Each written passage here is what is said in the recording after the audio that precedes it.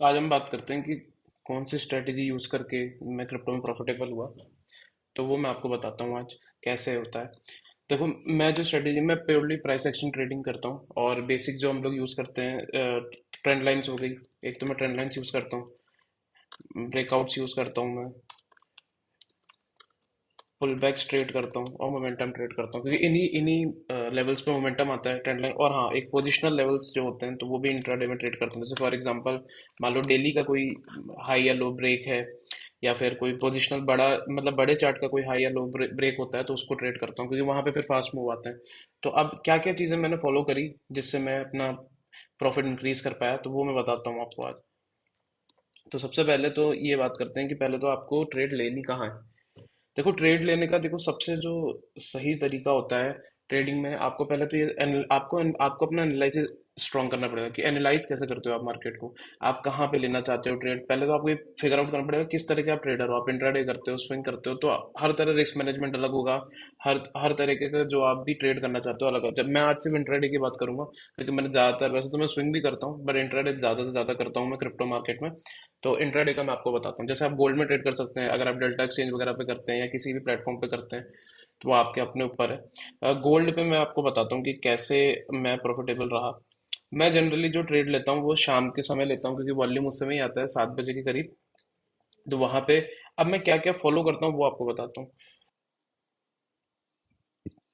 जैसे मैं आपको बताता हूँ मैं कैसे ट्रेड लेता हूँ। सबसे पहले मेरा जो तरीका होता है ट्रेड लेने का वो होता है, मैं पहले तो देखता हूँ मार्केट का डेली डेली चार्ट पे क्या हो रहा है। आज मार्केट अप ट्रेंड में है, लो ट्रेंड में है, क्योंकि सबसे इंपॉर्टेंट जो होता है पहले आपको डेली चार्ट फिगर देखना पड़ेगा कि आज आखिर मार्केट का ट्रेंड चल क्या रहा है पहले से। जैसे फॉर एग्जांपल अगर डेली चार्ट पे हमारा मार्केट जैसे अप ट्रेंड पे आज, अभी जैसे आज का मैं देखता हूँ अगर मार्केट आज का जैसे हम चेक करते हैं। अब आज का हमारा अगर हम डेली चार्ट पे देखें, आज का अगर हम डेली चार्ट पे देखें तो आज का मार्केट हमारा नेगेटिव है। तो आज हमारा अभी अभी हम लोग का जो प्लान होना चाहिए वो होना चाहिए कि कहाँ पे हम रेजिस्टेंस ढूंढ पाए। ये चीज आपको फिगर आउट करनी पड़ेगी। पहले आपको डेली चार्ट पे देखना है कि आपको डेली चार्ट पे फिगर आउट करना है कि आपको चाहिए क्या। आप इसमें पॉइंट्स लिख देते हैं। पहले डेली चार्ट पे आपको ट्रेंड देखना है। ट्रेंड क्या है? Trend for example up trend है,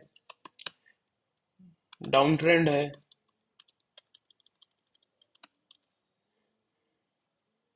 डाउन है, या साइडवेज है। तो पहले आपको ये फिगर आउट करना पड़ेगा कि मार्केट का ट्रेंड क्या है। अब हमने पहला जो पॉइंट है वो निकाल लिया कि मार्केट का ट्रेंड मान, अब हम अलग अलग चीजों के हिसाब से प्लान करेंगे। अगर तो मार्केट का ट्रेंड अप ट्रेंड है, तो जब भी मार्केट अगर अप ट्रेंड में होगा तो इसमें हमें सपोर्ट फाइंड आउट करना है। इसमें हमेशा हमको सपोर्ट फाइंड करने, क्यों करने? सपोर्ट पे क्यों फाइंड करने में, क्योंकि होता क्या है मार्केट का जो फ्लो चल रहा है, तो बहुत लोग पोजीशन जो नहीं बना पाते हैं वो लोग वेट करते हैं कि थोड़ा सा प्राइस में चेंजेस हो या उनको अपनी रिक्वायर्ड प्राइस पे मिले या कोई पुल बैक आए, तो वो लोग वेट करते हैं। इसलिए सबसे बेस्ट जो होता है, अगर आप मार्केट को ट्रेड कर रहे हैं, पहले तो आपने डेली बड़े चार्ट का ट्रेंड देख लिया, फिर आप उसमें सपोर्ट ढूंढिए और रेजिस्टेंस ढूंढिए। जिस हिसाब से अगर अप ट्रेंड है तो हम सपोर्ट फाइंड आउट करेंगे। जैसे फॉर एग्जांपल अगर हम 15 मिनट जैसे डेली चार्ट हमने देखा नेगेटिव है, तो अभी हमारा डाउन ट्रेंड है, तो हम इसमें रेजिस्टेंस फाइंड आउट करेंगे। अब इसमें रेजिस्टेंस आपको ढूंढने पड़ेंगे। जैसे अच्छा रेजिस्टेंस एक एक ये लेवल रेजिस्टेंस बन रहा है हमारा, ये एक ये हमारा अच्छा रेजिस्टेंस अगर यहाँ पे आता है मार्केट तो एक डिप ले, तो आपको इसमें रेजिस्टेंस अगर आप फाइंड करेंगे तो इन लेवल्स पे आप ट्रेड कर सकते हैं, या फिर आप एक ट्रेंड लाइंस फाइंड कर सकते हैं कि कहाँ पे अभी मार्केट चल रहा है। जैसे एक ट्रेंड लाइन ये बन रही है हमारी, तो अगर इस ट्रेंड लाइन के आसपास आएगा, देखिए अगर आप देखो इस ट्रेंड लाइन पे यहाँ पे आया 4131 के आसपास, तो देखो यहाँ पे एक सेलिंग का आया प्रेशर और आया। तो आपको हमेशा जिस भी ट्रेंड में मार्केट फॉलो कर रहा है उसमें, अगर अप ट्रेंड में तो सपोर्ट आपको फाइंड आउट करना है, और अगर आप डाउन ट्रेंड में तो रेजिस्टेंस फाइंड आउट करना है। तो वहां पे आपकी अपॉर्चुनिटीज मिलेगी। आप लोग अगर उल्टा करोगे कि भाई अगर आप रेजिस्ट मतलब आप सपोर्ट फाइंड आउट करोगे डाउन ट्रेंड में, या आप उसके वाइस वर्सा करोगे, तो फिर आपका लॉस के चांसेस ज्यादा होंगे। क्यों? क्योंकि जो साइकोलॉजी है वो यही कहती है कि जिन लोगों ने पोजीशंस बना रखी हैं, तो वो लोग वेट करते हैं कि मार्केट थोड़ा सा करेक्ट हो या पुल बैक आए, तो वो लोग अपनी न्यू पोजीशंस ऐड करते हैं। कुछ लोग, कुछ जिन लोग नहीं पोजीशन बना पाए वो लोग अपनी पोजीशन बनाते हैं। तो हमेशा आपको ट्रेंड के फेवर में ही ट्रेड लेना है, क्योंकि उसी में आपकी विन रेट अच्छी रहेगी। नहीं तो आपको एसएल ज्यादा हिट होंगे, फिर आप बाद में आपको प्रॉफिटेबल होने में दिक्कत आएगी। तो आपको बेस्ट यही रहेगा कि आपको हमेशा ट्रेंड का फॉलो करना पड़ेगा कि किस ट्रेंड में हमारा मार्केट है।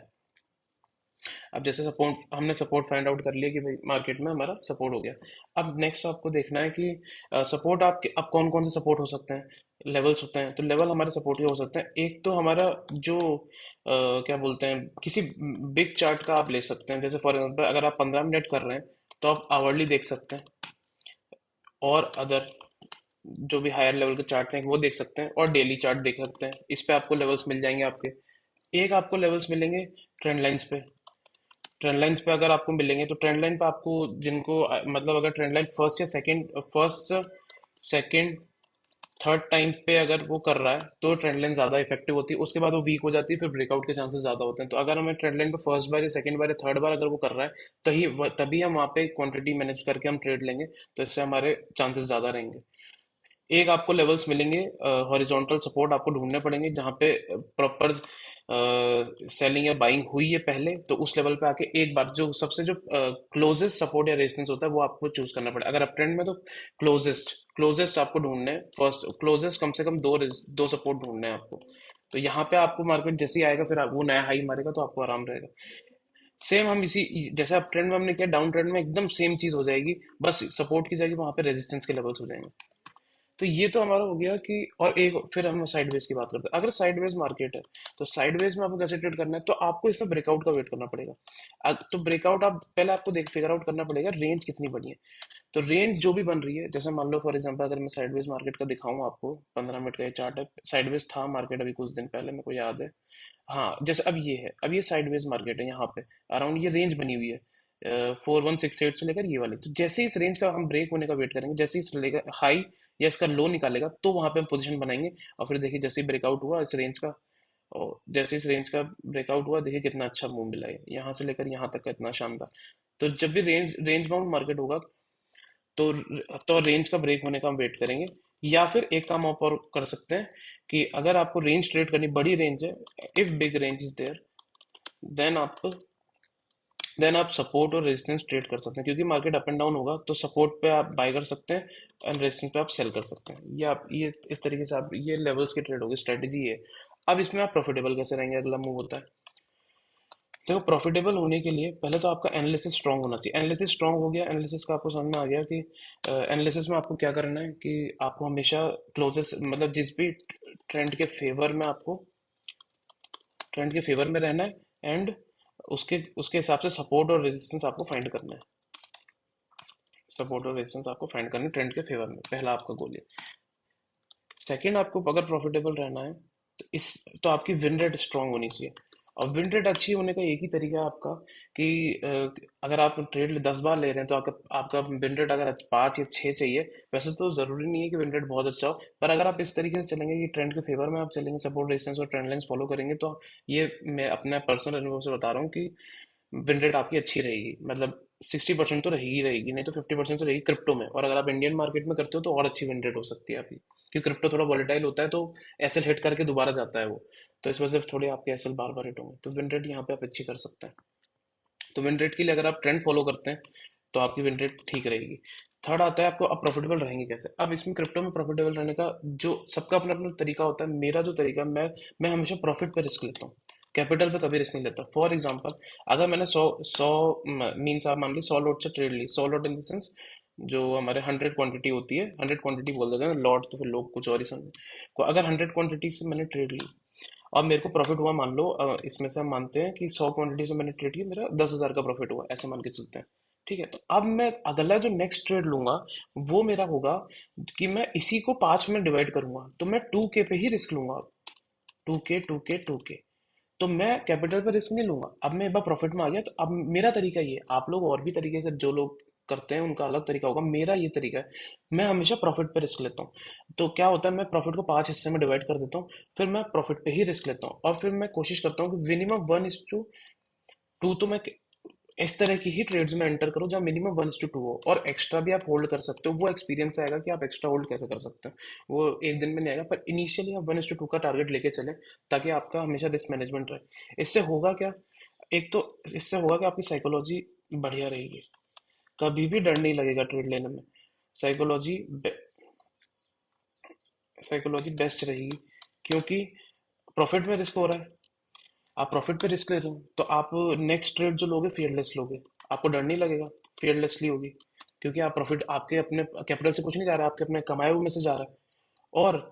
और अगर आपका इससे आपका क्या होगा, कॉन्फिडेंस भी बढ़ेगा और ग्रोथ भी अच्छी होगी, क्योंकि जब आपका मान लो अगर आप जब बड़े अमाउंट से करोगे, जब आप मीन्स फॉर एग्जांपल मान लो आपका आपने लॉट साइज बढ़ाया या आपने क्वांटिटी बढ़ाई, मान लो 5 लाख रुपए से आप ट्रेड मतलब 5 लाख प्रॉफिट हुआ, तो उसको भी आप ऐसे ही डिवाइड करोगे, छोटे छोटे प्रॉफिट मान लो 50-50 हजार के आपने डिवाइड कर दिया, 1 लाख में डिवाइड कर दी, तो आपको बड़ी बड़े प्रॉफिट में भी डर नहीं लगेगा। अगर लोगों को ये दिक्कत आती है कि अगर वो क्वांटिटी एकदम से बढ़ा देते हैं तो उनको डर लगने लग जाता है कि हम क्वांटिटी बढ़ गई है, अब लॉस हो जाएगा तो क्या होगा। तो अगर आपको इस चीज से बचना है तो यही सोल्यूशन है, आप हमेशा अपने प्रॉफिट पे रिस्क लो। अब आपकी विन रेट के हिसाब से आप ये डिवाइड कर लो, मान लो आपको लगता है कि आपकी 10 में से 7 ट्रेड चलती हैं, तो आप क्या कर सकते हो, केवल ओनली डिवाइडिंग 3, 10 में से 7 ट्रेड चलती हो 3 में ही डिवाइड कर लो आप, बाकी आप और 1:2 रहोगे तो आप प्रॉफिटेबल रहोगे। तो ये सॉल्यूशन है। और अगर आपको लग रहा है कि आपके बहुत बार बार ऐसे हिट हो रहे हैं तो 10 में डिवाइड कर दो आप अपना प्रॉफिट। वैसे इतना होना नहीं चाहिए, 5 में मेरे हिसाब से सफिशिएंट होता है, 10 में डिवाइड कर दो अगर आपको लग रहा है तो इस तरीके से आप करेंगे तो हमेशा आपको पीसफुली आप आराम से अपना काम कर सकते हैं। ये हो गया प्रॉफिटेबल की साइकोलॉजी। तो प्रॉफिटेबल इक्वल टू आपको रहना है तो प्रॉफिट पे रिस्क लेनी पड़ेगी आपको, और मिनिमम 1 to 2 तो आपको टारगेट रखना ही पड़ेगा या इससे ज़्यादा और मोर, और आपका ट्रेंड के फेवर में आप रहें ताकि विन रेट अच्छी रहे। तो ये आप फॉलो करते हैं रूल्स तो आपको प्रॉफिटेबल होने से कोई दिक्कत नहीं आएगी। और बाकी अपने एनालिसिस आप इंप्रूव करते रहिए ताकि आपको और आइडिया लगे। और आपको हमेशा एक ही स्ट्रेटेजी पे स्टिक रहिए, एक ही स्टिक ऑन स्ट्रेट, आप स्टिक रहिए अपनी स्ट्रेटेजी पे। अगर आप स्ट्रेटेजी पे स्टिक नहीं रहेंगे तो आपको फिर रिजल्ट्स नहीं मिलेंगे, क्योंकि बार बार आप स्ट्रेटेजी चेंज करेंगे तो सबकी विन रेट चेंज होती रहेगी तो आप फिर एंड में प्रॉफिटेबल नहीं रह पाएंगे। तो ये तरीका होता है प्रॉफिटेबल का। अब एक तरीका एक चीज़ और है। अब मैं एक चीज़ और बताऊँ तो मैंने ऑलरेडी मैंने बहुत कम लेस अमाउंट से ट्रेड करके क्रिप्टो में मैंने अराउंड 10K ही कैपिटल यूज़ करके 10K यूज़ किया था, और उससे करके ही मैंने क्रिप्टो में अपना प्रॉफिटेबल बनाया। तो वीडियो है, आप मेरे चैनल पर देख सकते हैं, दूसरा वीडियो जिसमें मैंने P&L शो कर रखा है अपना 1 मंथ का, वेरी लेस कैपिटल से। तो उससे भी आपको आइडिया लगेगा कि मैंने कैसे उसको बढ़ाया, तो वहाँ पे आपको एग्जैक्ट दिख जाएगा वो वीडियो, अब मैं लिंक डाल दूंगा उसका। तो ये तो हो गया, अब आपको प्रॉफिटेबल होना है। अब आपको तो अब ट्रेड कहाँ लेना है तो वो मैंने बता दिया आपको। अब ट्रेंड लाइंस पे रेंज में आप ब्रेकआउट का वेट करेंगे, ट्रेंड लाइंस पे आप ट्रेड ले सकते हैं, सपोर्ट। और हाँ, एक चीज़ और बताना कि आप एनालिसिस पे आप ज़्यादा ट्रेड, जैसे मान लिया आप सपोर्ट पे ट्रेड लेते कैसे हैं, सपोर्ट पे ट्रेड तभी लेना है आपको जब सपोर्ट पे कोई बेयरिश या बुलिश पैटर्न बने, सॉरी बुलिश पैटर्न बने। जब बुलिश पैटर्न आपका बनेगा तभी ट्रेड लेना है, हर जगह ट्रेड नहीं लिया जाता है। मान लो कोई कैंडल बने, कोई आपके फेवरेट कैंडल्स होती हैं जैसे बुलिश इंगल्फिंग बन गई, हैमर बन गई, या बहुत कंसोलिडेशन के बाद ब्रेकआउट, तो कुछ पैटर्न बनेगा तभी ट्रेड लेना। फालतू ट्रेड लोगे तो नहीं बनेगा कि भाई सपोर्ट पे आ गया तो ले लेना, ऐसे करोगे तो फिर, क्योंकि मान लो अगर वहां पे कोई पैटर्न नहीं बना, लोग निकले ही नहीं अपनी पोजीशन से, तो आपका लॉस नहीं हो जाएगा। तो हमेशा पैटर्न बनने दो, प्रॉपर एसएल लो, प्रॉपर लो, तब जाके प्रॉफिटेबल होगे। तो ये पॉइंट्स अगर आप फॉलो करते हैं तो मेरे हिसाब से सफिशिएंट है। टाइम लगता है थोड़ा कर करके इम्प्रूव है, पर यही सॉल्यूशन है, स्ट्रेटेजी जिससे मैं प्रॉफिटेबल रहा। और उसका लिंक भी मैं डाल दूंगा अभी, क्योंकि जो मैंने P&L का वीडियो डाला हुआ है। तो ये चीज़ अगर आप फॉलो करते हैं तो आप प्रॉफिटेबल रहेंगे क्रिप्टो बस क्रिप्टो में और इंडियन मार्केट में मैंने जो फर्क देखा है वो यही है, इंडियन मार्केट में स्टॉप लॉस आपके कम होते हैं क्योंकि उसमें इतनी वॉलेटिलिटी नहीं होती है। कभी कभी होती है जब कोई इवेंट आ गई, कोई न्यूज़ आ गई, तब तो बहुत ज़्यादा होता है। बट जनरली मैंने जो ऑब्जर्व किया क्रिप्टो, जैसे मेरी अपने पर्सनल एक्सपीरियंस में, मेरी इंडियन मार्केट में मान लो मैं 10 में से 7 या 8 ट्रेड चल जाती है, या 7 तो चलती ही हैं, क्रिप्टो में मेरी 5 ही चलेंगी। तो इस उसका सॉल्यूशन यही है कि आप प्रॉफिट को और छोटा कर दो और री एंट्री ले लिया करो। मान लो आप कभी कभी ऐसा होता है क्रिप्टो में, आप देखोगे आपका स्टॉप लॉस काट के फिर ऊपर चला गया, तो स्टॉप लॉस काट के अगर वो ऊपर चला गया तो आप क्या कर सकते हो, वो दोबारा री एंट्री ले लो आप उसमें, और वही रिस्क मैनेजमेंट किया आपने, प्रॉफिट मिला। तो ये सारी चीजें अगर आप फॉलो करते हैं तो आपको हमेशा एक बढ़िया आपका प्रॉफिटेबिलिटी रहेगी। अगर किसी को कुछ आपको और चीजें जाननी है तो मैं और बता सकता हूँ, या कोई डाउट हो तो मुझे बताना, तो मैं उस हिसाब से आपको एक्सप्लेन कर दूंगा और डिटेल में।